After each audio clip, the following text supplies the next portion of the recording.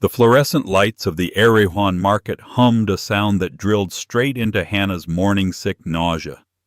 She was just trying to buy ginger ale and saltines when a voice smooth and mocking cut through the aisle.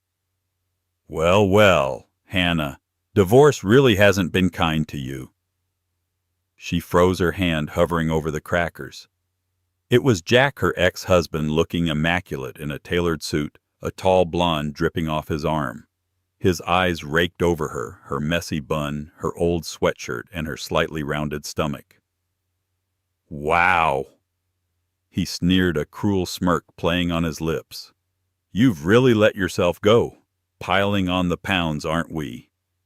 Hannah's breath hitched, a hot wave of shame and anger washing over her.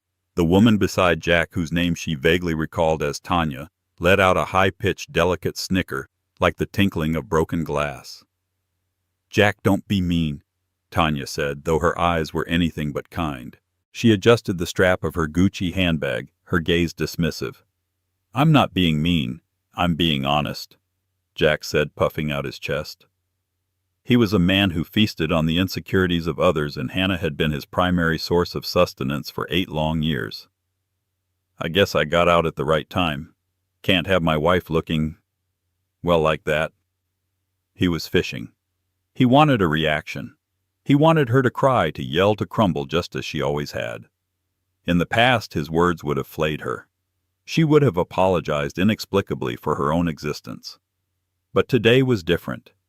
Inside her, protected by the very pounds he was mocking, was a secret. A tiny flickering heartbeat that had changed everything. She wasn't just Hannah, the failed wife. She was Hannah, a mother-to-be. She looked at Jack, her eyes tracing the familiar lines of his handsome, cruel face. The face she had once loved and now thankfully only pitied.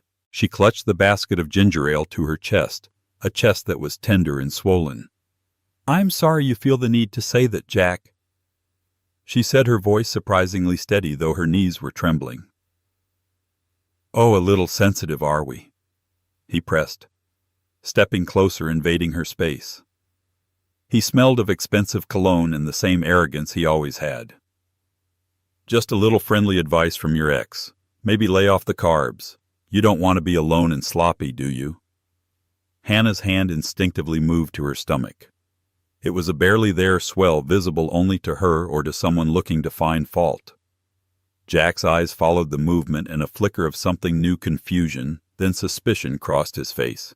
But he dismissed it, mistaking her protective gesture for one of shame. "Anyway," he said, turning to Tanya, "we'll be late for our reservation at Nobu. Good seeing you, Hannah. Try to pull yourself together." He and Tanya swept past, leaving Hannah standing alone in the aisle, their laughter echoing. The humiliation was a physical thing, a heavy cloak settling on her shoulders. She wanted to slide to the floor. Instead, she took a deep, shaky breath, the scent of organic kale and stale air filling her lungs. She paid for her items, her hands shaking as she fumbled with her debit card. The cashier, a young man with kind eyes, gave her a sympathetic glance. "Rough day." "You have no idea," Hannah whispered. She drove home to her small one-bedroom apartment in a modest part of Culver City. It was a far cry from the glass-walled Marina del Rey condo she had shared with Jack. Jack, a moderately successful and deeply indebted financial advisor, had lived and breathed appearances. Their marriage had been a curated Instagram feed, parties, yachts, and designer clothes, all underpinned by Jack's relentless criticism of her. He'd joked about her weight when she was a size 6. He'd suggested she get Botox at 30. He'd managed their finances, which she later learned meant running up massive joint debts while keeping his own bonuses in a private account. The divorce had been brutal. He'd fought her on every single thing, dragging it out until she was so emotionally and financially depleted that she agreed to walk away with almost nothing, just her freedom. She'd spent the last 6 months rebuilding. She'd gotten a job at a small independent bakery, a passion she'd shelved for Jack. She was kneading dough at 4 a.m., her hands covered in flour, and for the first time in years she felt a flicker of peace. And then 2 months ago she had met Dominic. She unlocked her apartment door, the confrontation in the store replaying in her mind. Fat, sloppy, Let yourself go. The old voices of doubt. Jack's voices swirled in her head. She sank onto her lumpy sofa, the tears finally coming hot and angry. Her phone buzzed on the coffee table. She picked it up. A simple text message. Landed. On my way. D. A fresh wave of tears came, but this time they were of relief. She wiped her eyes, took a long drink of her ginger ale, and went to the bathroom to wash the humiliation off her face. Jack didn't get to ruin this. He didn't get to touch this one perfect secret thing. She was pregnant. And the father was not just a man, but the man who had shown her what kindness actually was. Hannah and Dominic Winters had met in the most unremarkable way. Hannah's bakery had been hired to cater a small private fundraiser for an environmental nonprofit. It was not a lavish gala, but a quiet, serious gathering of donors at a private home in Pacific Palisades. Hannah was in the kitchen arranging pastries, her hair falling out of its clip, a smudge of flour on her cheek. A man had walked in, startling her. He wasn't in a tuxedo like the other guests. He wore a simple dark gray Henley and jeans. He looked more like a technician than a donor. "I'm sorry," he'd said, his voice quiet. "I was just looking for the coffee." "Oh, it's right here," Hannah said, gesturing to the urn. "Help yourself." He smiled a tired but genuine smile. "These look amazing," he said, pointing to her lemon thyme tarts. "Thank you, I made them." "You did?" He picked one up and bit into it. His eyes closed for a moment. This is incredible. The balance is perfect." They'd talked for 20 minutes hidden away in the kitchen while the buzz of the party continued outside. He didn't ask what she did in the grand Los Angeles sense. He asked what she liked about baking. She told him about the science, the precision, the way yeast felt alive. He listened, really listened. He told her his name was Dominic and that he was in tech. It was only when the host of the party, a well-known philanthropist, burst in. "Dominic, there you are. We're ready to hear from you," that Hannah realized. This was Dominic Winters, the reclusive founder and CEO of Aura Dynamic, a company that was single-handedly revolutionizing green energy storage. He was a man rumored to be worth north of $50 billion, a ghost who never gave interviews and whose photo was almost impossible to find online. He had given her a small apologetic smile and left to give his speech. She'd assumed that was that. An hour later, as she was packing up, he found her by her van. "Hannah," he said, using her name, "I apologize for running off." You're Dominic Winters," she stammered. "I am. And I'm also just Dominic." He held out his phone. "I meant what I said. Those tarts were perfect, and I haven't had a real conversation in a long time. Would you be willing to have another one over dinner, maybe?" Their relationship had been a slow burn. He was cautious, guarded by years of people wanting something from him. She was shattered, healing from years of Jack's emotional abuse. They met in secret. He'd come to her tiny apartment and they'd cook pasta. They'd take long walks on the beach late at night when no one was around. He was the antithesis of Jack. Where Jack was loud, Dominic was quiet. Where Jack demanded, Dominic asked. Where Jack saw her as an accessory, Dominic saw her. He loved her mind, her resilience, her passion for her simple flour-dusted craft. Then 6 weeks ago, the shock. The 2 pink lines on a pregnancy test she'd taken in the bathroom of her bakery. She had been terrified. It was too soon. It was complicated. She was a divorced baker. He was Dominic Winters. She'd told him that night, her voice shaking. "I'm pregnant." He had been silent for a full minute, his expression unreadable. Hannah's stomach had plummeted. This was it. This was where the fairy tale ended. Then he had knelt in front of her, placed a hand gently on her flat stomach, and looked up at her, his eyes shining with a profound, startling emotion. "Ours?" he'd asked. She nodded, tears streaming. "Good." He breathed, a slow smile spreading across his face. That's good. That's everything. Now, 20 minutes after her humiliating run-in with Jack, she heard a key in the lock. Dominic had his own key, a symbol of trust that still humbled her. He stepped in, and the small apartment instantly felt safer. Dominic was not a physically imposing man, but he had an aura of solid, centered gravity. He was back from a 3-day trip to Singapore. He dropped his bag, his eyes finding hers instantly. He read her face in a second. "What's wrong?" he asked, crossing the room, his brow furrowed in concern. She tried to brush it off.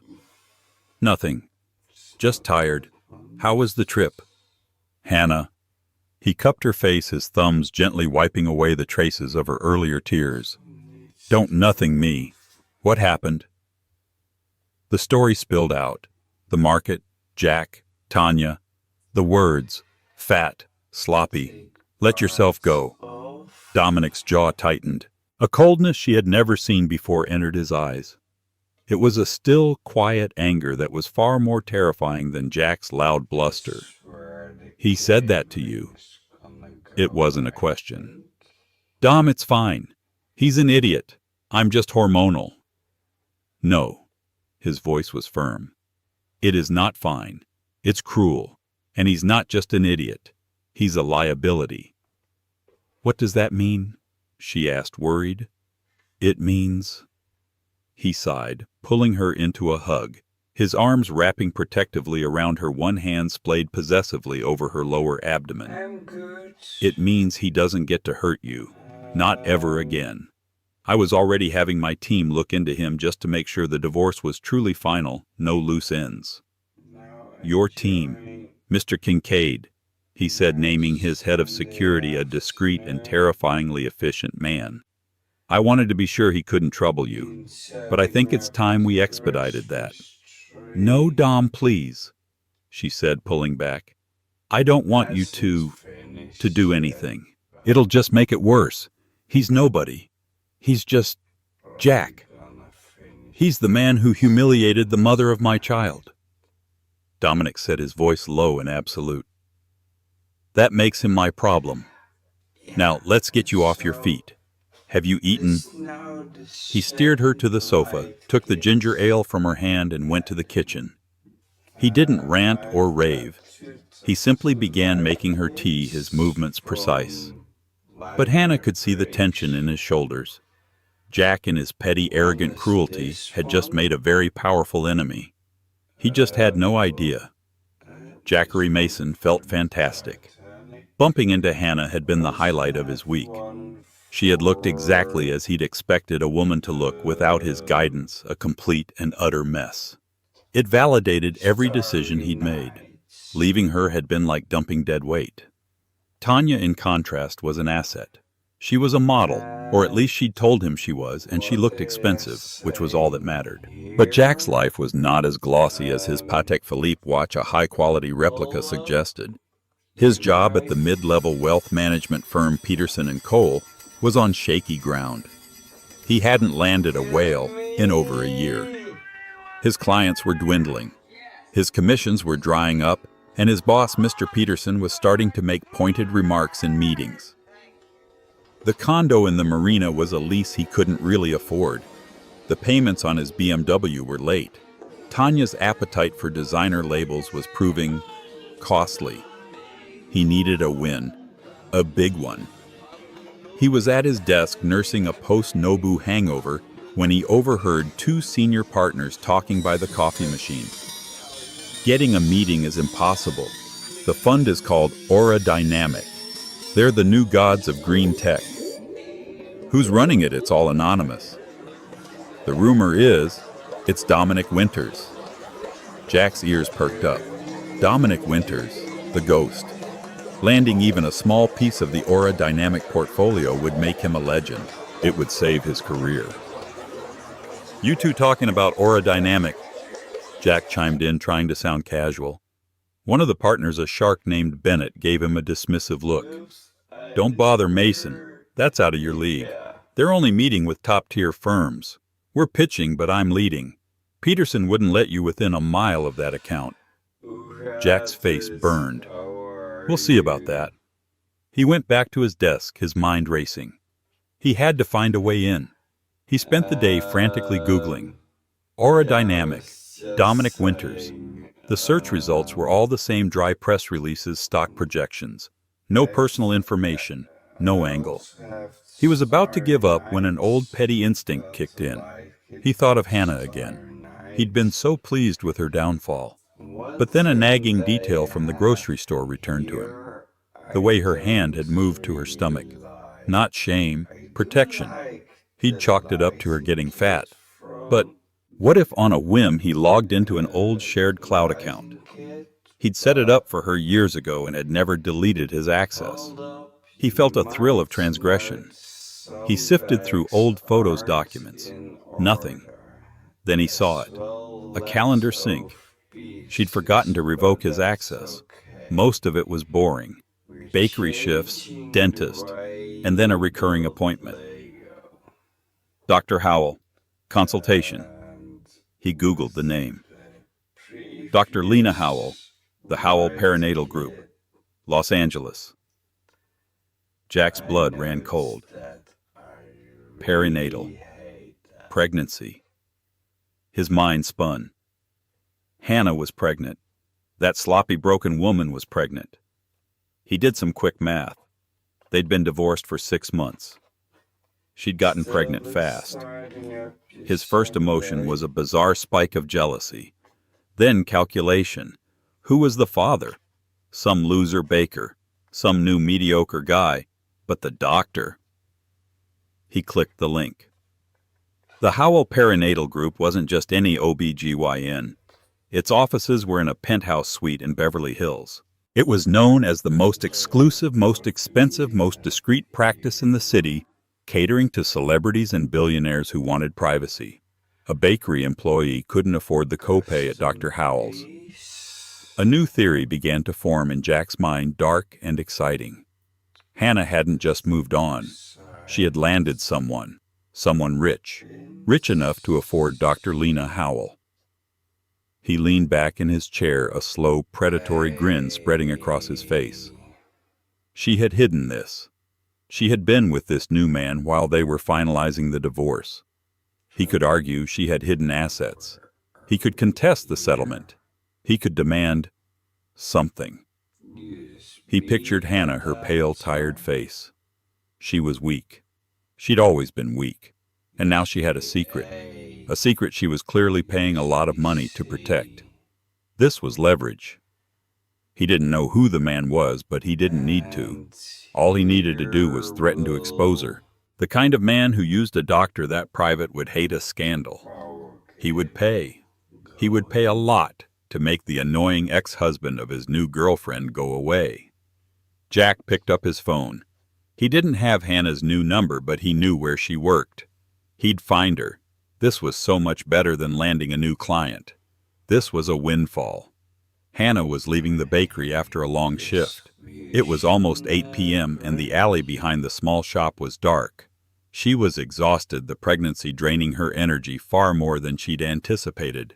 She was just fumbling for her car keys when a figure stepped out from the shadows of the dumpster. "You're hard to find, Hannah," Hannah screamed, dropping her keys. They clattered on the pavement. It was Jack. His smile was gone. His eyes were hard, glittering in the dim security light. "Jack, you scared me to death. What are you doing here?" "We need to talk," he said, advancing on her. "No, we have nothing to talk about." She bent to retrieve her keys, but he kicked them, sending them skittering under her car.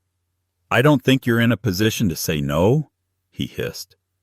"What do you want?" she said, her voice trembling. She backed up against the brick wall of the bakery. The smell of stale yeast and garbage filled her nose. "Dr. Lena Howell," he said, the name dropping into the dark alley like a stone. Hannah's blood turned to ice. I don't know what you're talking about." "Don't lie to me," he snapped, slamming his hand against the wall just beside her head. She flinched. I know you're pregnant, Hannah, and I know you're seeing the most expensive baby doctor in California. So who is he? That is none of your business, Jack. It became my business when you were hiding a new rich boyfriend while we were still settling our divorce. You defrauded me. You were hiding assets. That's insane, she cried.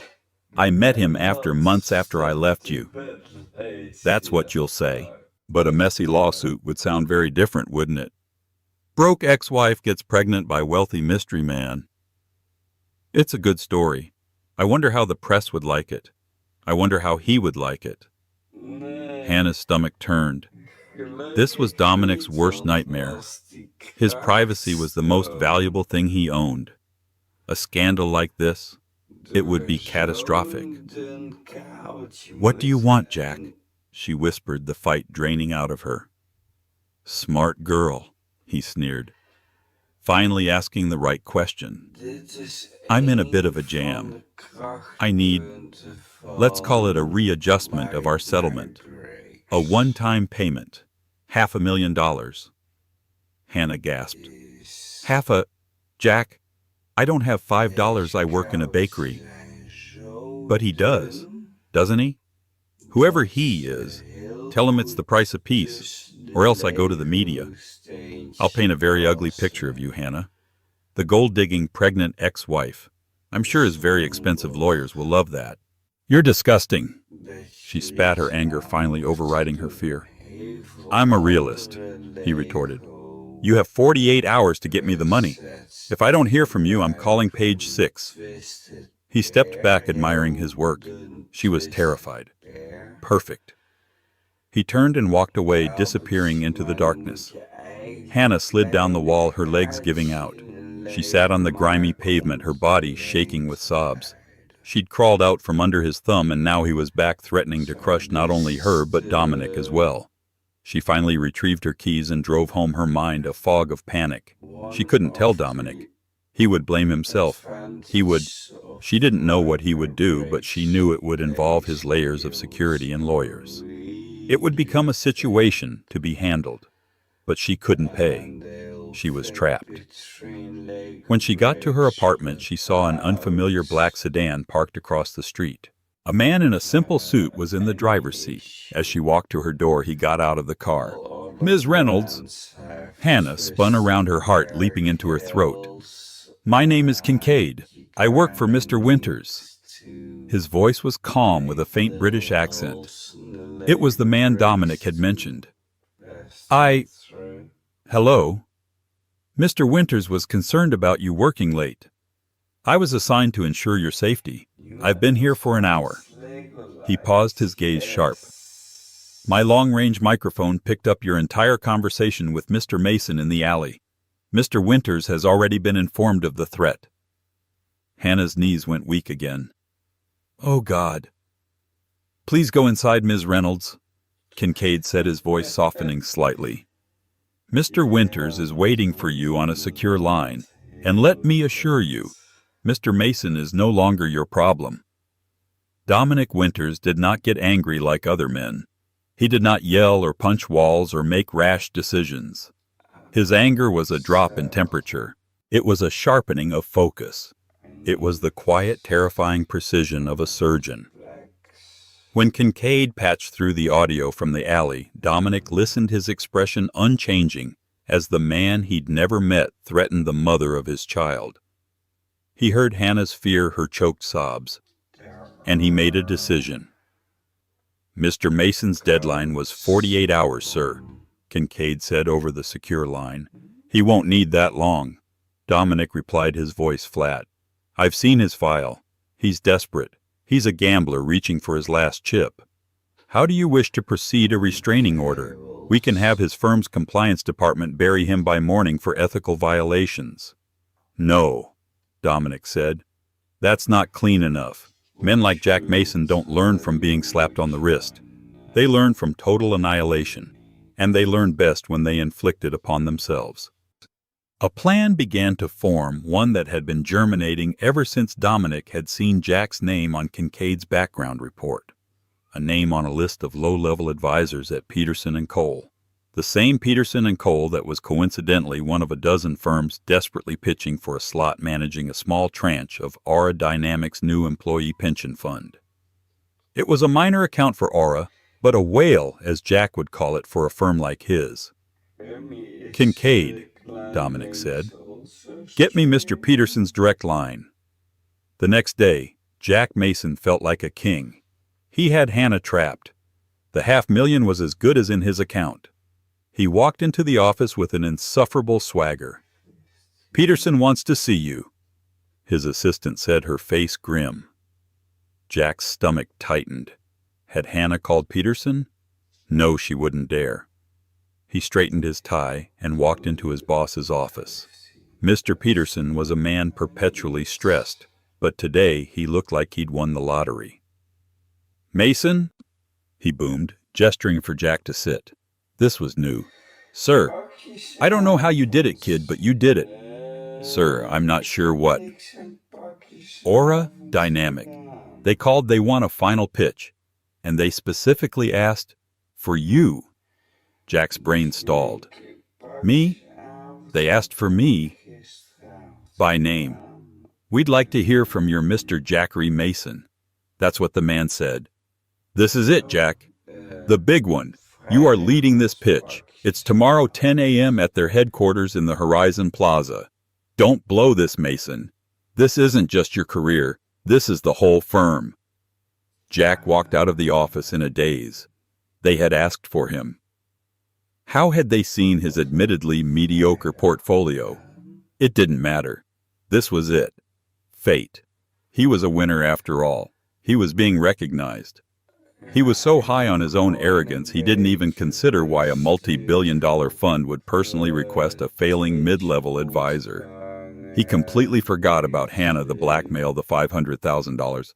That was chump change now. He was about to land Dominic Winter's personal account.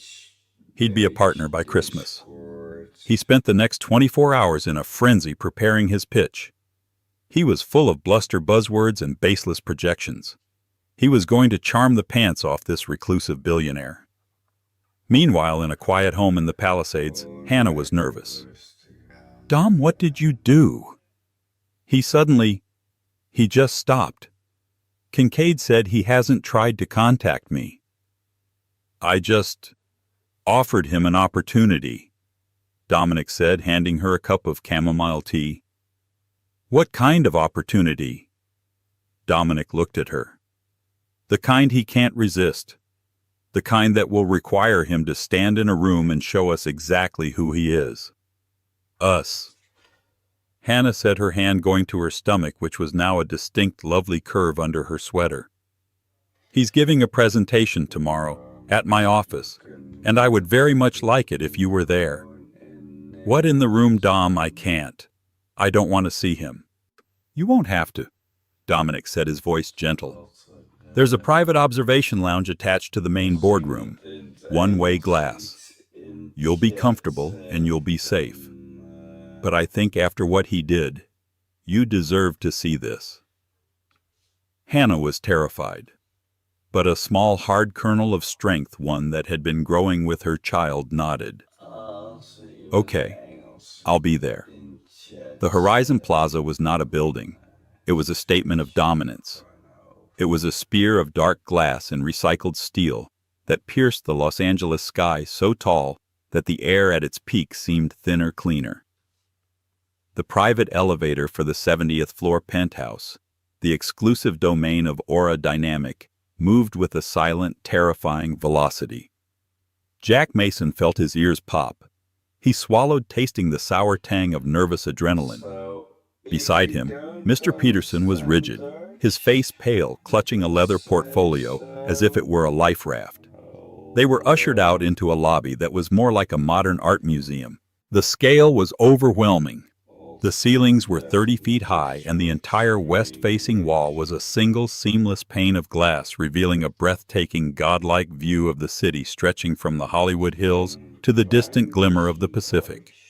The air was cool and smelled faintly of ozone and old wood. There was no art on the walls, Jack realized. The view was the art. "Gentlemen, this way." A severe-looking woman with a nearly invisible earpiece led them down a long, impossibly wide corridor. Their expensive, hard-soled shoes made no sound on the floor, which was made of some dark matte material that seemed to absorb the light. Jack felt an unfamiliar smallness creeping in. His Zegna suit, which had felt like armor in the lobby of his own building, now felt like a cheap costume. The boardroom door hissed open a silent hydraulic sigh. The room was dominated by a 50-foot-long table that appeared to be carved from a single massive piece of polished black wood. 5 people, 3 men and 2 women, sat at the far end, illuminated by a soft recessed light. They were the board members. They didn't look up, their attention focused on the integrated tablets before them. They radiated an aura of bored, absolute power. At the head of the table sat one empty chair, a high-backed, imposing throne of black leather and chrome. The entire far wall was the dark-tinted window Jack had seen from the outside. It felt less like a window and more like a void, reflecting the room back at them. "Gentlemen," one of the board members said, a woman with sharp gray hair, not bothering with introductions. "Mr. Winters is delayed. Please begin." Peterson gave Jack a sharp, "Don't you dare mess this up" look. Jack fumbled for his laptop, his hands suddenly slick with sweat. "Thank you." He began, his voice an octave higher than he intended. He cleared his throat. "It is an honor, a distinct honor to be here today. A real privilege. We at Peterson & Cole believe in the future, and you are the future." He launched into his pitch. It was the same one he always gave, full of flashy graphics. He didn't fully understand and aggressive buzzwords. Synergistic growth, next-gen leveraging, disruptive positive frameworks. He could feel himself losing them. Their expressions were blank, cold, and unimpressed. One of the men tapped a pen, a precise, rhythmic click, click, click that drilled into Jack's skull. Peterson, sensing the disaster, was starting to look rigid, his jaw clenched so tight a muscle spasmed in his cheek. Jack was 20 minutes in, sweating profusely, his words tumbling out in a desperate, meaningless stream, when the main boardroom door hissed open again. He glanced over, annoyed at the interruption. A man walked in. He was in a simple, dark gray t-shirt, dark jeans, and simple, unbranded sneakers. He looked like a lost IT guy, maybe someone from the mailroom. Jack almost scoffed. But the room's entire gravitational pull shifted. The board members who had been ignoring Jack sat up straight. Their focus became absolute. The man who was tapping his pen instantly stilled. The newcomer walked to the head of the table, his movements economical and quiet. He didn't strut. He didn't have to. He simply occupied the space. "My apologies for the delay," the man said. His voice was quiet, but it filled the cavernous room, cutting through Jack's nervous rambling. "Please continue, Mr. Mason." Jack's brain stalled. He looked at Peterson, who was staring at the man with a look of terrified reverence. This was Dominic Winters, this nondescript, quiet man. He looked normal. He looked like nothing. Yes?" Jack stammered, trying to find his place in his slideshow. "Yes, well, as you can see from the 5-year projection, the key indicators." "Let's stop there," Dominic said. He held up a hand. He hadn't even glanced at the screen. He was looking directly at Jack. His eyes were a pale, neutral blue, and they were terrifyingly perceptive. They weren't angry, they were discerning, like a scientist looking at a specimen on a slide. "Your projections are fiction, Mr. Mason," Dominic said, his voice still perfectly calm. "Your understanding of the green tech sector is, to be frank, insulting. Your entire pitch is based on a paradigm that was outdated 5 years ago." Peterson went white, not pale, white. "Mr. Winters, I assure you, Jack is one of our best." "His research." "One of your best at what?" Dominic interrupted, his quiet voice cutting Peterson off instantly. "At Aura, we don't just invest in numbers. We don't care about synergistic growth. We invest in people, in character, in integrity. We invest in the kind of person who does the right thing, especially when they believe no one is looking." A cold, specific dread began to crawl up Jack's spine. This felt targeted. He tried to recover. "Sir, I pride myself on my character. My integrity it's everything to me." "Is it?" Dominic leaned forward, his hands clasping on the dark wood. "Then let's talk about your character, Jack. Let's talk about last Tuesday, around 11:30 a.m., in the Erewhon Market on 3rd Street. Aisle 4. The cracker aisle." Jack's blood evaporated. He stopped breathing. The boardroom, the city, the whole world contracted to the space between him and this quiet, intense man. He looked at Dominic Winters, and for the first time he saw him. He saw the cold, brilliant intelligence.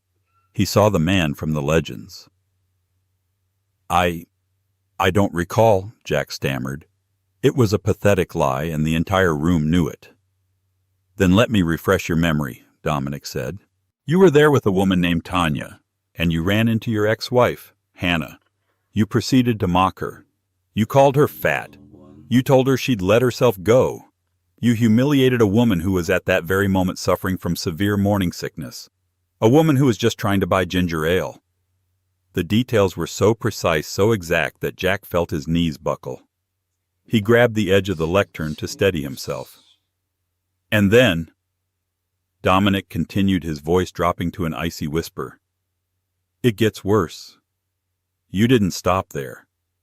You accessed her private calendar. You stalked her. You cornered her in a dark alley behind her bakery. And you blackmailed her." "No," Jack gasped. Peterson made a small choked sound like a dying animal. "Oh yes." Dominic's eyes were like ice chips. "You threatened to go to the press. You threatened to create a scandal. You demanded $500,000 for your silence, all because you'd figured out she was seeing a doctor you knew she couldn't afford." Jack's world was tilting. His mind was a scramble of pure white-hot panic. How could you possibly? How do you know this?"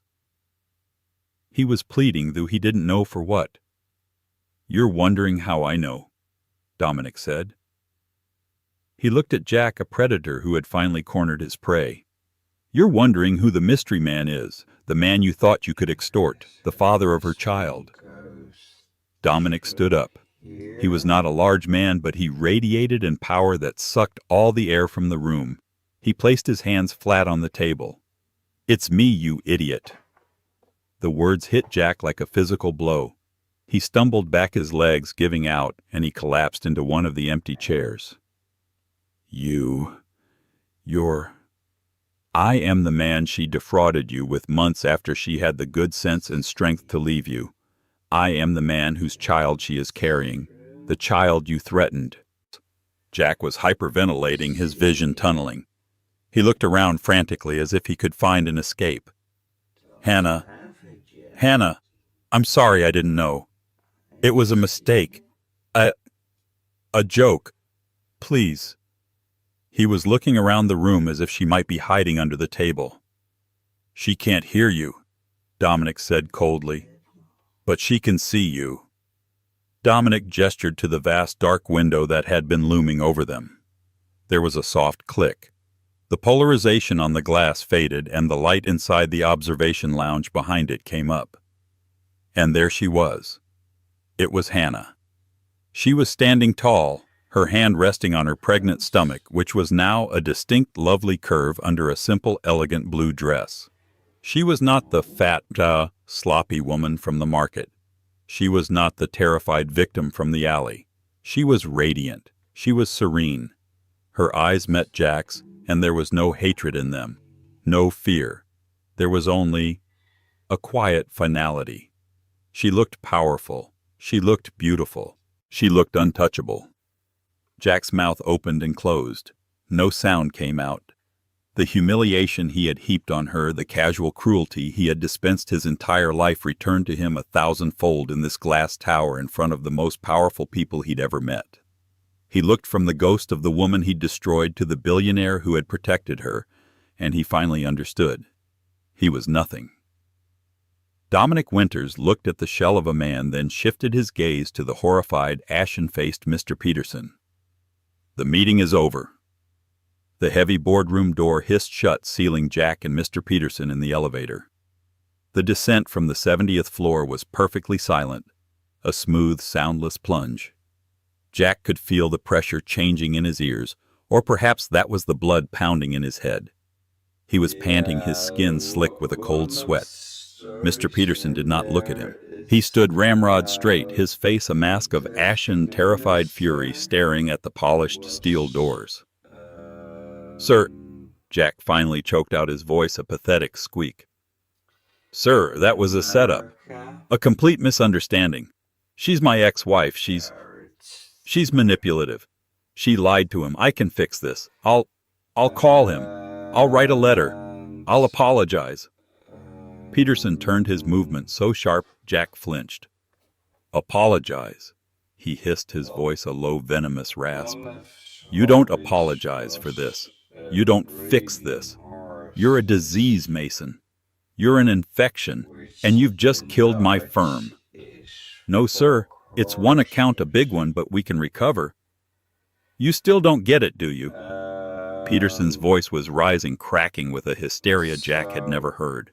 "You think this was about one account? This was Dominic Winters. You didn't just insult him. You blackmailed his pregnant girlfriend. You stood in a grocery store and...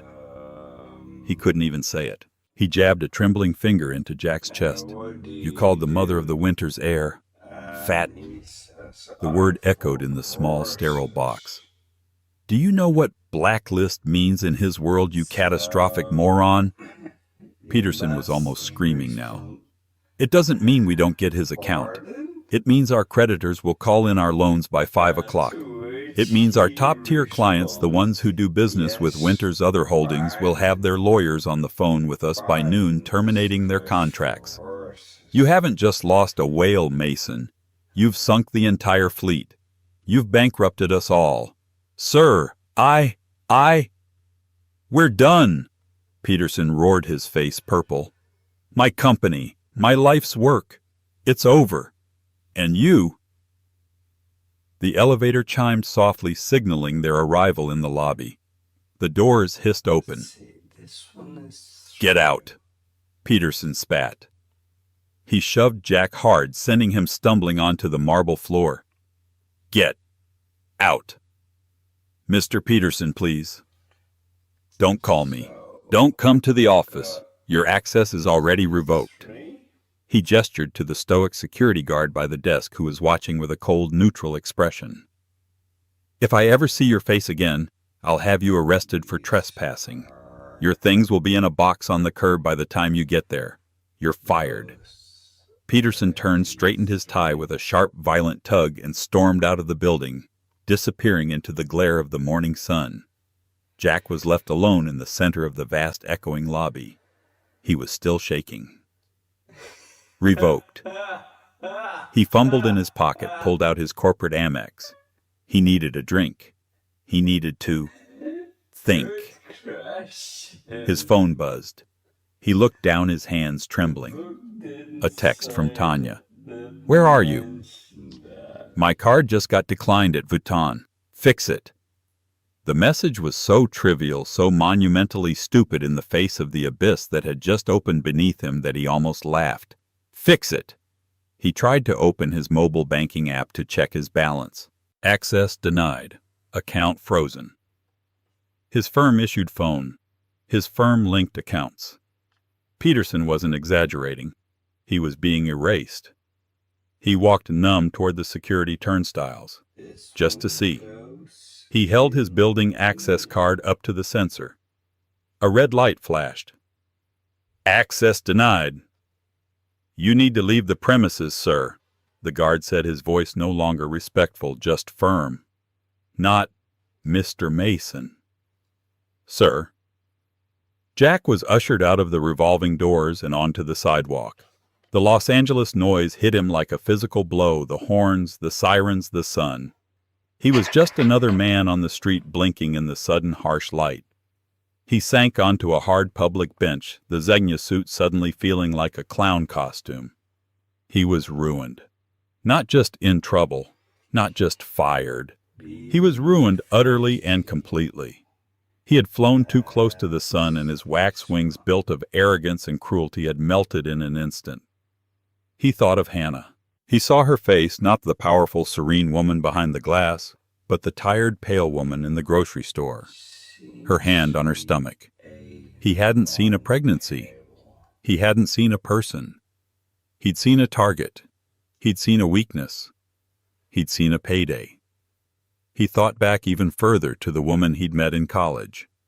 The one who had supported him, who had believed in him, the one whose gentle, steady light he had spent 8 long years trying to extinguish, resentful that it wasn't a spotlight on him.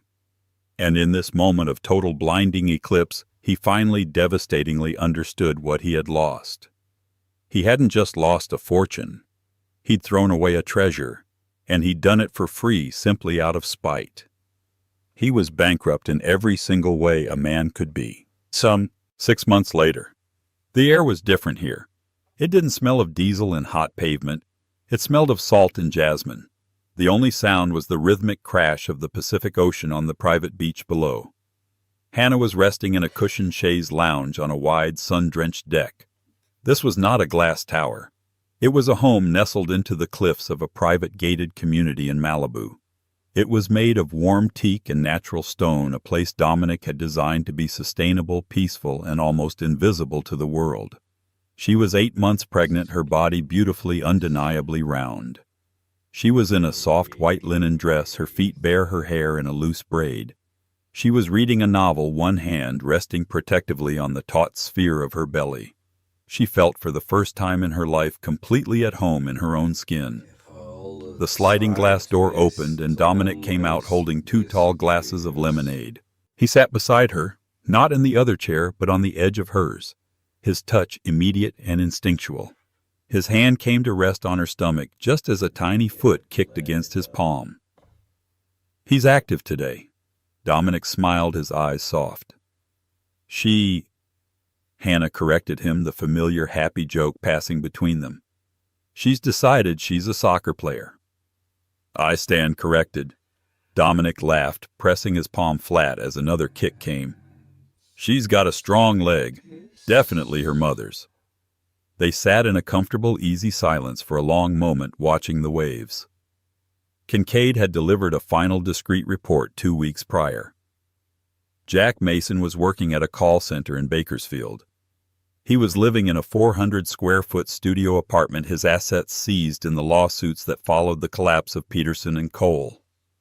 Tanya had vanished the day his cards were declined. The file was closed. A closed book.